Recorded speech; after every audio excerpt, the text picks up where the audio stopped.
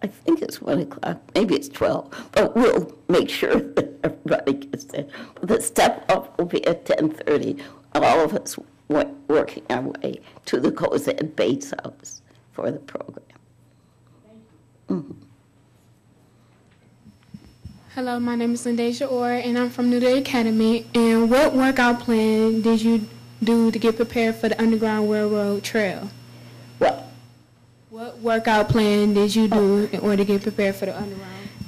For 2 years, since that, the idea of walking 100 miles was really ridiculous because I wasn't athletic and I was walking maybe a mile and a half.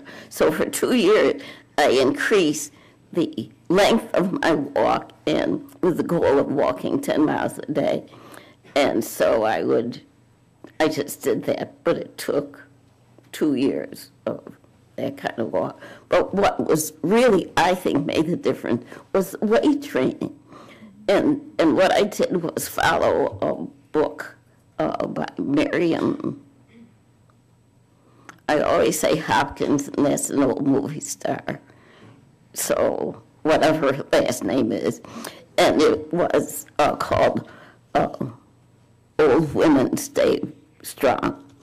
And it was a 40-minute weight training where you did the dumbbells, and I worked my way up from 5 pound to 10 pound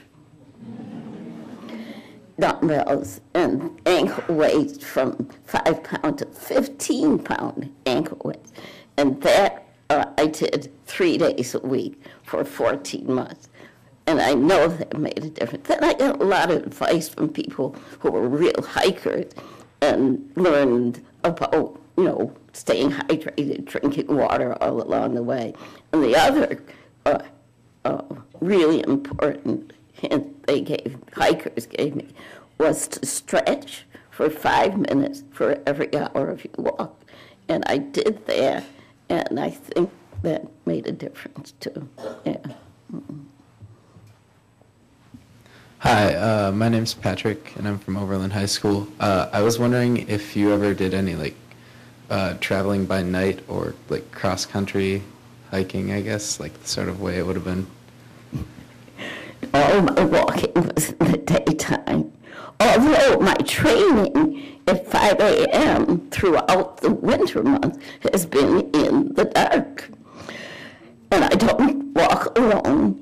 And I live in Glenville, so we walked toward my friend Benet and I walked toward the lake and then up through Bracknell. But I'll tell you what, during the winter months in the dark, on more than one occasion, cars have stopped to help these poor, old, lost, foolish women out in the dark. Or some think that our car is broken down and they really want to help us get to a gas station. And then we say, it's okay, we're just walking. Then they zoom away because, who knows what we might do next. Yeah.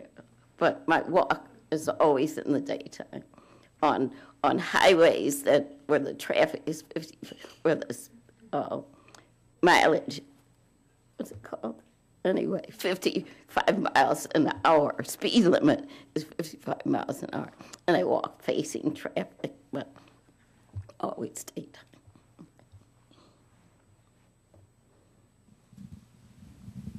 Hi, my name is Lisa Porter, and I'm a teacher at Cleveland School of the Arts. I was wondering, as a social activist who's followed your passion for your entire life, what advice and suggestions can you give the young people who are the future of social activism? Any thoughts or suggestions for them? I guess what inspires me is reading the history of people who have done extraordinary things in really dangerous times. So I know that it's always a matter of choosing. It's always choice. What do you want to do? And gathering people around you to help you do it. I was at the same place where I left my material, and there was a woman at the dining room table who was saying, you know, how can you walk? She said, when I walk, people are always messing with me. And I said, who's messing? She lives in Shaker. So what do you mean messing? And as we talked, it was more what she was afraid of than what was actually happening to her. And so, am I afraid? I never feel afraid. Am I, you know, I'm not foolhardy or anything, but it's setting your mind to having a joyful life, a joyful life, and you can choose it. And this walk has made me believe. This walk has been all so awesome, so glorious. And that's from 2001 on till this very day. But it also makes me wonder if I wasn't maybe paying close attention to all of these wonderful people who have been a part of my life. Maybe I wasn't listening because, boy, what a life I'm having now. What a life I'm having now. So it is about choosing, and she chooses to be afraid of almost everything and seem not as anywhere near happy as I am. So, well, looks like you guys showed up here. That seems like a pretty good choice, just in and of itself. Seriously, good choice, good choice. Hi, my name is Michelle. I attend the Cleveland School of the Arts, and my question was, you said that there were people that will be following you. Is there an emergency medical team that will be following you as well, in case anything happened? No? No. No, I never even thought about it. It was so funny.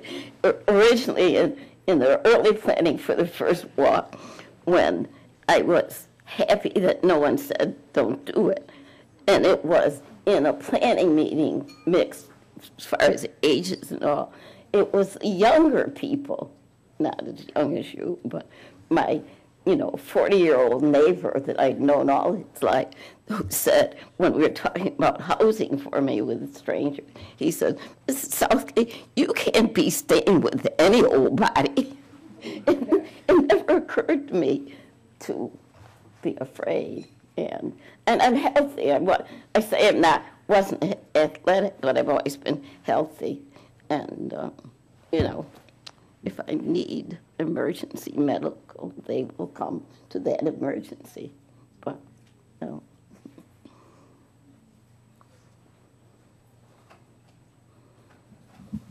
Hi, my name's Jack Quinn, and I was wondering, if you don't have a book out now, is you going to make a book about your journey? If I don't have a book, so I do have a book I wrote about that part. Will I write another book? Maybe some things have happened since then. And I do have, actually have a memoir that was written before the walk and before this book, but wasn't published till after this book, called About Time. And that's interesting. It is. And it's available at Max Back on Coventry. So it tells a little bit about my growing up.